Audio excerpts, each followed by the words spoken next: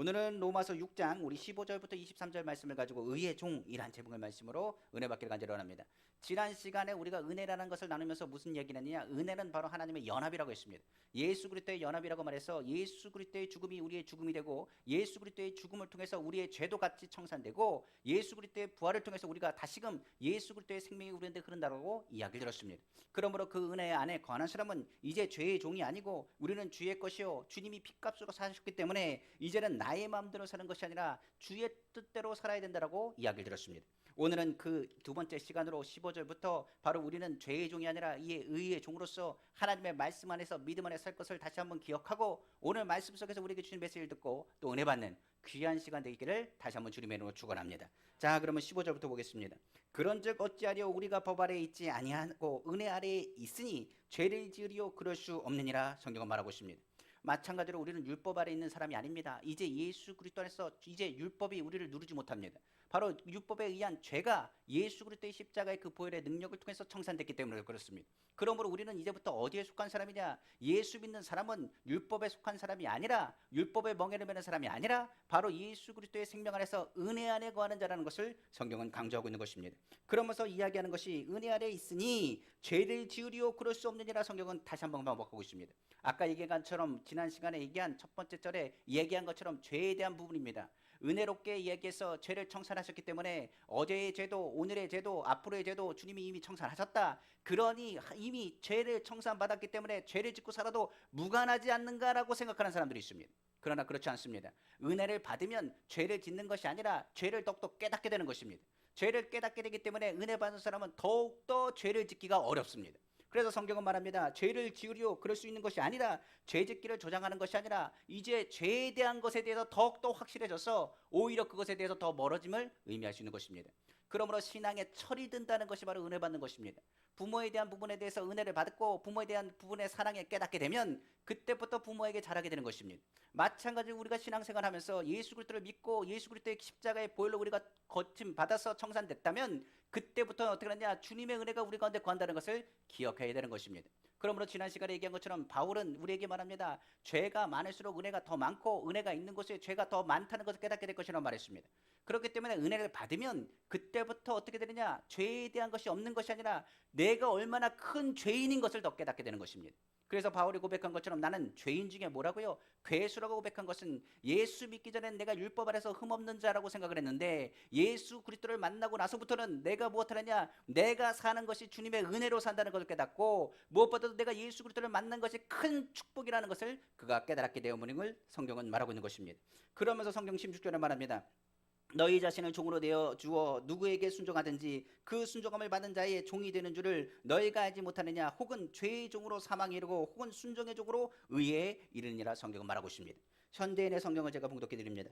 여러분이 누구에게 자신을 바쳐 복종하면 그의 종이 된다는 것을 모르십니까? 죄의 종이 되면 죽음에 이르고 하나님께 순종하게 되면 의롭게 될 것입니다. 성경은 말하고 있습니다. 누구에게 복종하느냐에 따라서 그의 종이 되는 것입니다. 우리가 예전에는 죄에 복종하는 사람에 대해서 죄의 종이 되었고 율법의 멍에를 얹은 자였어 죄인으로서 죄의 종에서 벗어나지 못했습니다. 그러나 성경에서 무엇을 얘기하느냐? 너는 누구에게 복종할 자냐? 바로 예수 그리스도 핏값으로 샀기 때문에 너는 예수 그리스도 바로 하나님의 은혜 안에서 복종할 자라고 성경은 말하고 있습니다.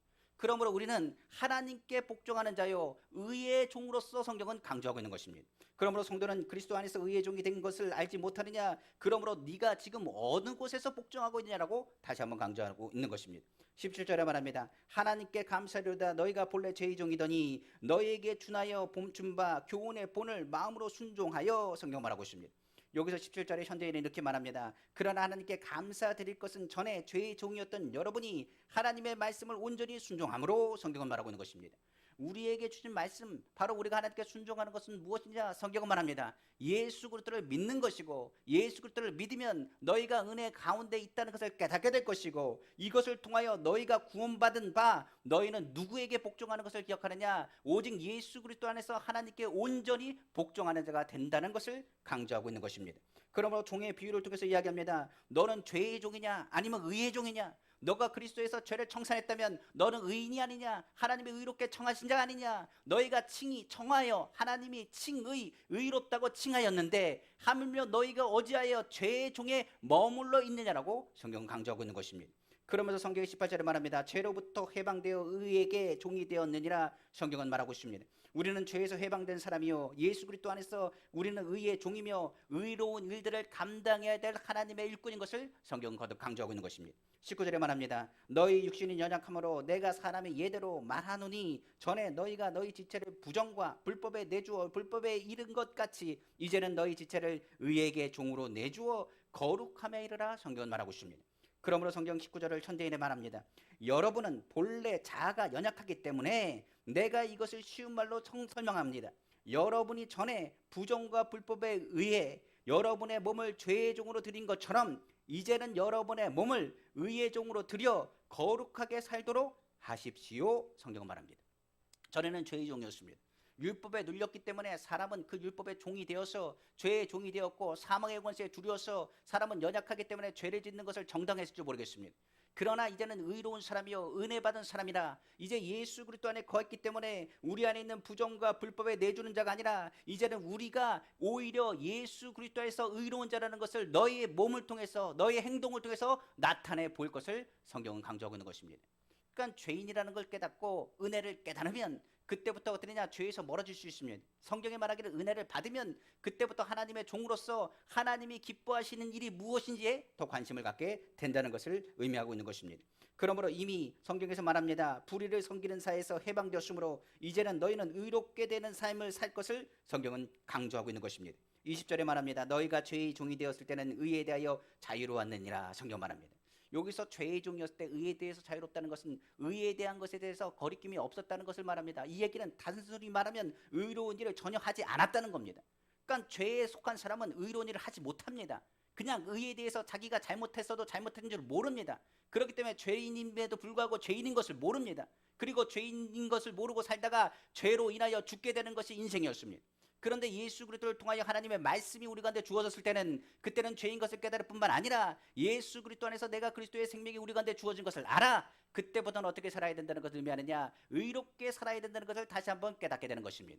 그러니까 예전에는 의에 대해서 관심이 없었습니다. 그런데 예수님 덕분에 우리는 의에 대해서 관심을 갖게 되는 것입니다. 의에 대해서 관심을 갖게 되면 그때는 의에 묶임받은 사람이요 의의 종이 된 사람이요 오히려 의에 묶인 사람은 이제는 죄에 대해서 생각하지 않습니다. 성경은 이것을 말한 것입니다. 너희가 의인이 되면 죄에 대해서 생각하지 말아야 될 것이라. 죄에 대해서 너희는 사망 권세가 너희에게서 해방되었고 자유로움을 얻었음을 성경은 강조하고 있는 것입니다. 전에는 의에 묶인 자가 아니었습니다. 그러므로 죄인이 의롭게 산다고 거짓말하며 자기 멋대로 살았지만은 이제 죄에 묶인 자가 아니라 의에 묶였기 때문에 예수 그리스도 안에서 하나님의 말씀에 온전히 순종하고 살아야 될 것임을 성경은 강조하고 있는 것입니다. 6장 16절의 말씀 한 번 더 봉독해 드립니다. 너희 자신을 종으로 내주어 누구의 순종하든지 그 순종을 받은 자의 종이 되는 줄을 너희가 알지 못하느냐. 혹은 죄의 종으로 사망에 이르고 혹은 순종의 종으로 의에 이르느니라.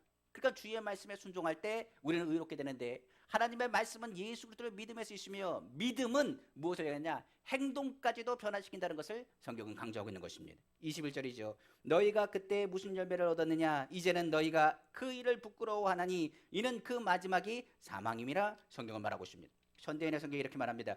그 결과 얻은 유익이 무엇입니까? 지금 여러분이 부끄러워하는 것밖에 더 있습니까? 그런 생활의 결과는 영원한 죽음입니다. 성경은 말하고 있는 것입니다. 그러니까 죄의 종으로서의 열매는 뭐라고요? 사망입니다.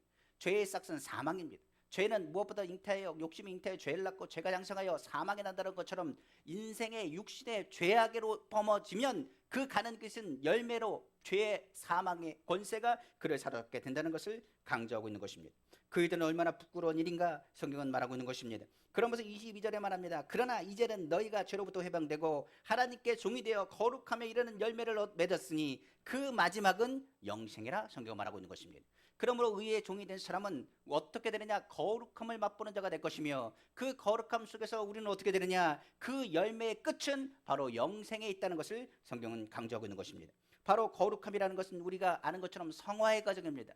예수 그리스도를 닮아가는 과정입니다. 우리가 예수 그리스도를 믿고 의의 종이 되면 예수 그리스도 안에서 하나님의 말씀에 종되어 묶인 바 되면 그때부터 어떻게 되냐 우리의 삶의 변화가 나타나게 되는 것입니다. 예를 들어서 이렇게 생각할 수 있습니다. 우리가 예전에는 죄라고 생각하지 않았습니다. 그런데 하나님의 말씀을 들었습니다. 말씀의 율법을 들었을 때는 우리가 율법을 가지고 이건 죄다 아니다라고 정죄하고 판단하기 시작합니다. 그런데 예수를 믿고 나면 그 정죄의 판단이 또 사라져버립니다. 오히려 예수를 믿고 나면 양심의 자리에서 무슨 마음을 갖게 되느냐? 국률한 마음을 갖게 되는 것입니다. 그래서 죄진 사람을 보면 그 사람을 향해서 국률한 마음을 갖습니다. 유대인들을 향해서 예수 그리스도를 핍박하고 예수 그리스도를 비난하는 그 사람들 쪽에서 바울의 마음엔 예수 그리스도를 만났기 때문에 국률한 마음이 가득 찼습니다.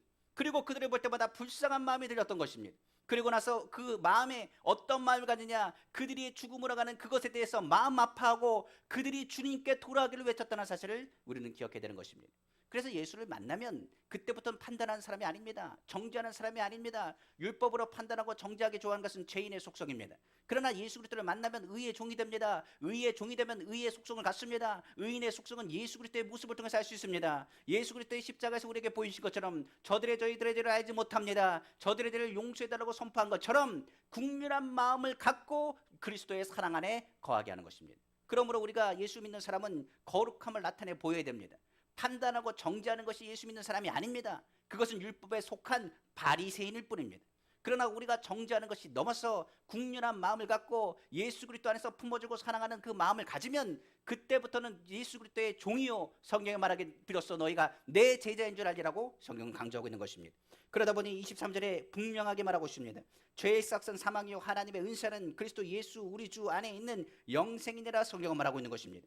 이 부분을 천대인의 성경에서 이렇게 설명합니다. 죄의 대가는 죽음이지만 하나님께서 거저 주시는 선물은 우리 주 예수 그리스도 안에 있는 영원한 생명입니다. 아멘. 여기서 분명히 말합니다. 죄의 대가가 되는 것은 사망입니다. 그러나 예수 그리스도라는 무엇을 얘기하느냐? 하나님이 거저 주시는 선물이라고 말했습니다. 너희가 이것을 믿음으로 받으면 그 안에 영원한 생명이 더하여 줄 것임을 강조하고 있는 것입니다. 그러므로 성경은 분명히 말합니다. 예수 그리스도를 믿으면 판단하고 정죄하는 것이 아닙니다. 바울이 이 부분을 얘기하는 것은 너희가 죄의 종으로 묶여서 판단하고 정죄할 것이 아니라 너는 의의 종으로서 예수 그리스도를 닮아 용서하고 사랑하고 긍휼을 베풀 것을 강조하고 있는 것입니다. 그러므로 하나님의 선물인 예수 그리스도의 성품을 닮아가는 것, 그것을 바로 성화의 가정이라고 이야기하는 것입니다. 오늘 여기까지가 오늘 말씀입니다. 오늘 말씀 속에서 저는 한 3가지 정도 나누고 그리고 기도하길 원합니다. 첫째로 우리는 예수 그리스도의 연합에 대한 부분들을 다시 한번 기억했으면 좋겠습니다. 우리는 전에도 한번 얘기했습니다. 우리가 주님을 사랑한 게 아닙니다. 주님이 우리를 사랑하신 것입니다. 하나님의 말씀을 우리에게 주신 것은 하나님의 말씀이 그 가운데 진리가 있고 하나님의 말씀을 통해서 우리가 잘 되기를 누구보다도 원하시는 분은 바로 하나님이 되십니다. 그러나 많은 사람들은 하나님의 말씀을 순종할 수 없다는 걸 압니다. 하나님의 말씀대로 살려고 노력해도 사람의 죄성이 그 가운데 가득하기 때문에 불순종하고 하십하는 마음이 우리 가운데 있는 것을 누구보다도 주님은 잘 알고 계십니다. 이에 하나님께서 우리를 사랑하셔서 예수 그리스도 독생자 예수 그리스도를 우리에게 보내주셨습니다. 그리고 예수 그리스도를 십자가에 달리셔서 우리 죄를 청산할 뿐만 아니라 예수 그리스도께서 그 이름에 임마누엘이라 우리가 항상 함께 하겠다고 말씀하시고 성령을 통해서 그리스도와 연합되게 하셨습니다. 그러므로 예수 믿는 사람은 이 양심의 자리가 살아있어야 됩니다. 바로 주님의 음성을 듣는 자리가 바로 이 양심의 자리가 되는 것입니다. 그래서 예수 믿는 사람은 다른 것을 얘기하지 않아도 어떤 마음을 갖느냐, 아까 얘기한 국률한 마음 갖고 주님의 마음을 갖게 되는 것입니다. 성경은 분명히 말합니다. 침례에 대한 것을 지난 시간에 설명했습니다. 예수 그리스도가 죽음, 우리의 죽음, 바로 이 침례를 통해서 나는 죽고 예수 그리스도의 부활을 체험하는 것이 바로 침례라고 했습니다.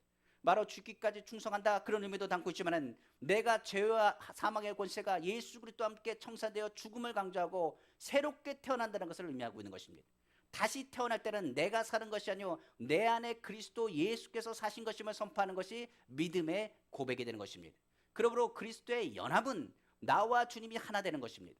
그러므로 예수 죽음이 내 죽음, 예수 부활이 내 부활, 예수 천국이 내 천국, 예수 생명이 우리 생명이 된다는 것을 고백하는 믿음의 고백이 되는 것입니다. 그러므로 우리가 예수 그리스도를 믿는다면 누굴 닮아가는 것? 바로 예수 그리스도를 닮아가는 것이 바로 의의 종의 모습인 것을 성경은 강조하고 있는 것입니다. 오늘 본문의 두 번째로 강조하는 내용이 이겁니다. 죄의 종은 죄의 대가를 받을 것이라, 의의 종은 의의 대가를 받을 것이라. 그들에게는 완전히 딴판이라고 말하고 있습니다. 그렇기 때문에 우리는 죄의 종이 아니요 죄의 종은 사망의 대가를 받지만은 아까 얘기한 것처럼 의인의 종은 의의 종은 바로 예수 그리스도 안에서 생명을 선물로 받을 것임을 성경은 강조하고 있는 것입니다. 그러므로 그리스도가 십자가의 지심을 죄인을 거룩한 신분으로 바꾸시고 하나님의 구원의 목적을 이루기 위해서 우리에게 하나님의 기쁘신 일들을 명하신다고 성경은 말하고 있는 것입니다. 그러면 우리에게 묻습니다. 우리는 의의 종입니까? 아니면 죄의 종입니까? 내가 아직 판단하고 누군가를 정죄한다면 난 아직 죄성이 남아 있는 것입니다. 우리가 선악과를 따먹은 그날부터 아담과 하와가 했던 것이 판단과 정죄였습니다. 그러나 예수 그리스도를 만남부터 바로 바울이 했던 것은 사랑과 긍휼이었습니다. 우리가 기억할 것은 바로 의의 종이라는 것은 죄의 종답게 사는 것이 아닙니다.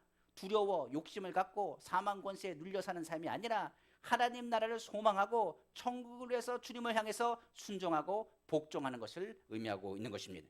그러면 마지막으로 오늘 본문은 무엇을 강조합니까? 우리는 어디 안에 거한 자라? 바로 은혜 안에 속한 자라. 하나님의 자녀답게 살 것을 성경은 강조하고 있는 것입니다. 그럼 우리의 모습을 통해서 많은 이들이 하나님이 살아계신 것과 예수 그리스도가 누구인 것을 선포할 것을 성경은 강조하고 있는 것입니다. 말로 예수 믿으라는 선포가 아니라 우리의 삶이 예수 그리스도를 선포하라고 성경은 강조하고 있는 것입니다. 그러므로 성경은 말합니다. 예수 그리스도를 만나게 되면 우리가 먼저 변화될 것을 말합니다. 변화는 바로 성화입니다. 성경은 말합니다. 완전한 성화는 이 땅에 있을 수 없습니다. 왜냐하면 모든 사람은 죄인이기 때문에 하나님의 영광에 이르지 못합니다. 예수 그리스도를 만난다 할지라도 죄의 육신의 속성이 얼마나 많이 나타나는지 모르겠습니다.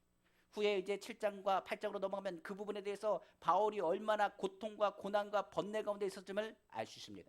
그러나 그런 와중에서도 우리를 도우시는 분이 있는데 바로 그분이 성령이십니다. 성령이 우리 가운데 어떻게 하느냐, 거룩한 자가 어떻게 살아야 할 바를 가르쳐준다는 사실을 성경 강조하고 있는 것입니다. 그러므로 율법의 권세에서 자유를 얻었습니다. 우리는 예수 안에서 변화가 됩니다. 그것을 성화라고 하는데 그 성화는 무엇을 해야 되느냐? 은혜를 받을 때 가능합니다. 바로 우리는 예수 그리스도의 십자가의 은혜로 하나님의 자녀가 되었습니다. 하나님의 자녀는 성화, 이 땅 가운데 있는 동안은 성화되는 과정 가운데 있는 것입니다. 전에 한번 얘기했습니다. 우리는 이미야 아직 쌓여 있습니다. 이미 우리는 예수 안에서 구원을 받았습니다. 그러나 아직은 이 땅 가운데 있습니다. 그렇기 때문에 이 땅의 육신의 속성이 우리를 괴롭히는 일이 많이 있습니다. 그러나 성경은 분명히 말합니다. 믿음을 가지면 육의 사람으로 살 것이 아니라 바로 성령의 사람으로 살 것을 거듭 강조하고 있는 것입니다. 전에 한번 제가 문자로 우리 성도님들에게 하나씩 글귀를 보냈습니다. 믿음이라는 것은 환경이 변화를 바라보는 것이 믿음이 아니라고 했습니다. 믿음은 마음을 돌이키는 거라고 말했습니다. 환경은 아무리 바뀌지 않습니다. 그러나 이 마음이 어떤 마음으로 긍정적으로 바뀌고 이 마음이 할 수 있다는 믿음으로 바뀌고 이 마음에 무엇보다도 주님이 축복하시고 하나님의 자녀라는 그 마음을 갖고 있으면 그 마음을 가지고 하나님은 그것을 의롭게 보셔서 믿음대로 구하는 것마다 하나님께서 역사하시고 인도하심을 바라보시기를 다시 한번 주님의 이름으로 축원합니다. 기도하겠습니다. 사랑의 주 하나님 아버지 감사합니다. 오늘 주의 말씀을 들었습니다. 우리는 하나님의 자녀답게 살기 원합니다. 의의 종은 하나님의 성전과 하나님의 일들에 대해서 봉사하고 헌신하며 그것을 기쁨과 위로와 승리로 삼습니다. 우리가 하나님의 종입니다. 아버지는 죄의 종이 아닙니다. 우리는 죄와 사망의 권세에 눌림받은 사람들이 아닙니다. 예수 그리스도께서 이 모든 것을 청산하셨고 그리스도가 우리 안에 거하심으로 나는 죽고 예수 그리스도가 사시며 예수 그리스도를 통하여서 나 또한 다시 부활의 생명에 새 생명을 얻을 것을 확실히 바라봅니다. 아버지는 바울은 고백합니다. 그러므로 예수 믿는 사람은 정죄하는 사람이 아닙니다. 죄의 종이 아닙니다.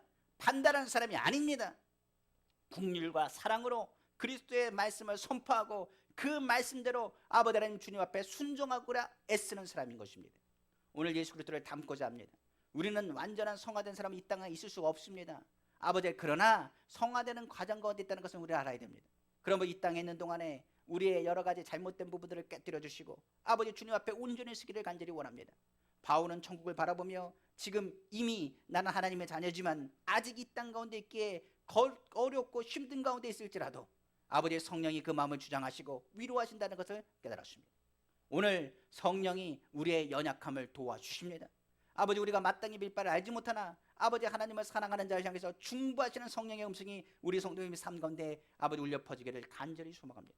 그러면 오늘 주님의 마음을 품고 다시금 주님 앞에 일어나길 간절히 원합니다. 오늘 믿음을 갖길 원합니다. 마음을 돌이켜 환경을 바라보지 말고 육신을 바라보지 말고 주님의 도우심을 기대할 수 있는 우리 귀한 성도님 다 될 수 있도록 축복하여 주옵소서. 이 모든 말씀 만왕의 왕이시고 만주의 주가 되시며 능력에 능치 못하심이 없으시며 살아서 역사하시는 우리 주 예수님의 이름으로 축복하고 기도합니다. 아멘. 이 시간에 우리 합심을 기도하겠습니다. 오늘 말씀드린 것처럼 7장에 로마 7장으로 들어가면 이제 바울이 갈등합니다. 왜냐하면 마음으로는 뭐합니까? 하나님의 법을 즐거워하는데 육신으로는 자꾸만 죄의 법을 섬기는 자신의 모습 때문에 갈등하는 경우가 많이 있습니다. 그런데 많은 성도님들 요즘 많은 그런 걸 느낄 겁니다. 내가 기도해야 되는 건 압니다. 그런데 기도가 되지 않습니다. 그리고 내가 용서해야 되는 것도 압니다. 용서가 되지 않습니다. 화내지 말아야 되는 거 압니다. 그런데 화가 납니다. 이것은 육신이 아직 있다는 것을 의미합니다. 그러나 성경은 말합니다. 하나님은 아십니다. 그래서 우리에게 성령을 보내주신 것입니다.